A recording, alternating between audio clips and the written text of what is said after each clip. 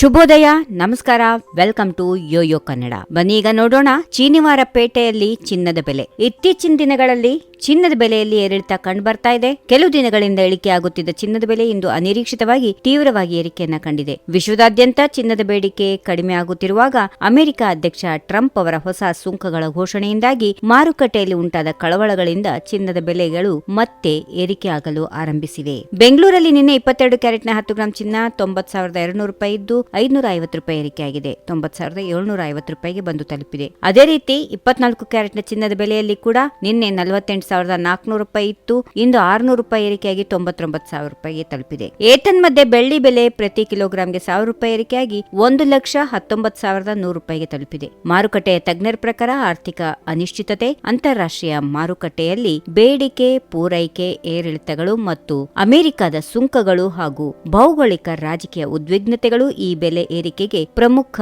ಕಾರಣಗಳು ಆಗಿವೆ. ಇನ್ನು ವಾರಾಂತ್ಯ ಸಮೀಪಿಸುತ್ತಿದ್ದಂತೆ ಚಿನ್ನದ ಬೆಲೆಗಳು ಮತ್ತಷ್ಟು ಏರಿಕೆ ಆಗಬಹುದು ಎಂದು ತಜ್ಞರು ಎಚ್ಚರಿಕೆ ನೀಡಿದ್ದಾರೆ.